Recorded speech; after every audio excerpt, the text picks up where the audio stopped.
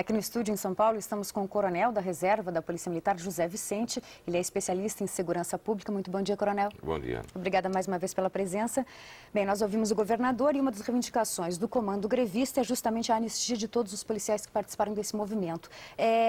Agora, a anistia, será que não serviria de estímulo para ações violentas como essa, que prejudicam a população em outros movimentos de greve? O que o senhor pensa a respeito disso? São dois tipos de anistia. Um administrativo, para aquelas infrações administrativas e menores, vamos chamar assim, e com relação às infrações penais. Isso independe do governador. O Ministério Público vai encaminhar essa questão de ordem criminal. E para ela, como nós já tivemos antecedentes, inclusive com os bombeiros do Rio de Janeiro, isso é um grande estímulo à continuidade desses movimentos agressivos que conspiram contra o interesse da população. Então, o que está em causa é o crime e é o prejuízo à população. E, para isso, não deve haver perdão. Coronel, é claro que, o Luciano fazendo a pergunta para o senhor, é claro que a relação entre a polícia e a população é muito importante, né, para o estabelecimento da segurança pública, essa relação de confiança. É claro que a imagem da polícia militar fica prejudicada na Bahia. Em quanto tempo isso volta a ser restabelecido e a longo e médio prazo isso vai realmente prejudicar as políticas de segurança pública? No curto prazo, nós observamos que geralmente esses movimentos têm um período de exaustão em torno de 10 dias, deve estar se encerrando praticamente. Isso vai depender muito da habilidade de negociação e do clima de negociação.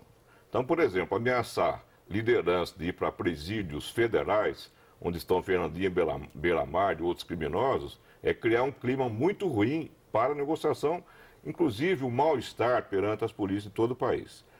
Com relação à questão de prazos mais amplos, quando o governador fala que um fator decisivo dessa crise seja uma reivindicação nacional pela PEC 300, que pretende se dar um alto piso mínimo para os policiais militares, isso não é verdade. O que nós temos, no caso da Bahia, é um clima, uma crise de segurança pública, como acontece, aliás, em Alagoas também, que são as duas crises mais graves. E quando você tem uma crise de violência, por exemplo, nesses estados, isso quer dizer o seguinte: a gestão da segurança pública foi fracassada, foi mal conduzida e os policiais certamente foram afetados nesse processo. Então, a reivindicação salarial, vamos lembrar aqui que o salário do PM da Bahia hoje é praticamente igual ao de São Paulo. O que está no pano de fundo, na verdade, é um tratamento inadequado, um péssimo ambiente de trabalho para os policiais, que com isso foram desmotivados, despreparados para enfrentar os verdadeiros problemas da Bahia, que é a crise de segurança que existe hoje lá.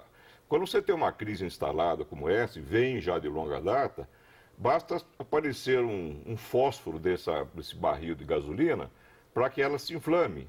Não se pode debitar uma liderança espúria, como é o caso que vem acontecendo na Bahia, nem policial o tal do Prisco, foi expulso da polícia há 10 anos, você pode debitar a ele essa capacidade de mobilização uma polícia mais que centenária com 30 mil homens. Coronel. Então a crise está focalizada em problema mais amplo do Estado. É claro, mas isso também não justifica uma movimentação como essa e colocar a segurança da população em risco, né?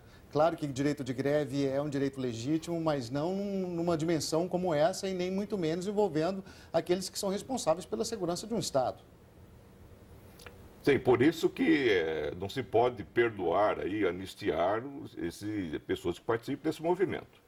Por isso que um aspecto importante, um alerta para os governos de outros estados, é que essas crises elas se formam lentamente. Elas emitem sinais repetidos e uma sequência. Isso tem que ser identificado pelos administradores, são seus comandantes. Se os comandantes não detetarem tempo, eles têm que ser substituídos pela incompetência em gerir esse aparato complexo policial. Isso não pode acontecer. Da mesma maneira, se eles detetaram, levaram ao governo que não atendeu no momento oportuno, cria-se outro problema. Nós temos uma situação agora, por exemplo, em que o governo tem muita dificuldade de saber qual é o representante legítimo com quem dialogar. Porque nós temos hoje, até por uma proibição constitucional de sindicalismo, do sindicato dos policiais militares, os governos não têm com quem dialogar. São Paulo, por exemplo, tem mais de 40 entidades vinculadas à PM. Na Bahia, a gente sabe que tem mais de 10. Nós precisamos daqueles que representam efetivamente grandes contingentes da estrutura da PM para o diálogo, já que esse diálogo não aconteceu ou houve incompetências junto aos próprios comandantes da Polícia Militar. Agora, coronel, como é que se dá num momento como esse o cumprimento dos mandados de prisão? Porque são 11 mandados contra os líderes dessa greve que provavelmente, segundo tudo indica, estão dentro do prédio da Assembleia. Quer dizer, a polícia sabe que eles estão lá. Como é que deve ser a ação? Eles não podem entrar porque isso poderia gerar mais tumulto? Como é que a justiça se faz nesse momento e esses mandados possam ser cumpridos? Isso vai acabar acontecendo. É mais importante fazer bem feito do que fazer de uma maneira muito rápida e mal feita. E daí pode-se ampliar uma crise, e quando nós temos uma crise em andamento, a primeira atividade que deve se fazer é limitar os efeitos da crise, limitar a extensão da crise. Vamos imaginar, nós temos um problema aí, temos tropas do Exército, eles não têm experiência de lidar com crises como essa.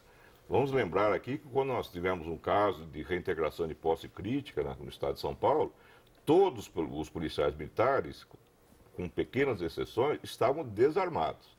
Então, militares jovens, sem experiência de confronto, com um fuzil do tamanho que eles estão exibindo aí, é uma situação de muito perigo. Então, lidar, de repente, um mártir nessa situação, para um líder que está simplesmente querendo um palanque político, como é o caso, evidente, é piorar uma situação. Então, a gente sabe que essas pessoas, o bom senso deve prevalecer, um diálogo estendido sem pressa, não se pode dar folga, evidentemente, deve ter uma continuidade intensa, mas eles acabarão se entregando até como uma moeda de troca na negociação. Para a gente encerrar, coronel, normalmente greves têm data de validade. O senhor acha que os grevistas vão conseguir estender essa greve até o Carnaval, que é daqui a 10 dias, ou a situação até lá se normaliza? Eu acredito que mais 2 dias praticamente, dependendo da habilidade do governo, do clima de negociação, isso pode resolver. O problema que nós vamos ter aqui, como em outros estados, é que essa crise vai ter consequências. Eu acredito que a PM vai estar no Carnaval. Evidentemente, vai estar com o ânimo bem mais reduzido para a sua atividade profissional, que requer um pouco mais de satisfação no desempenho do seu trabalho. Tá certo, nós conversamos com o coronel da Reserva da Polícia Militar, José Vicente, especialista em segurança pública. Mais uma vez, muito obrigada pela presença.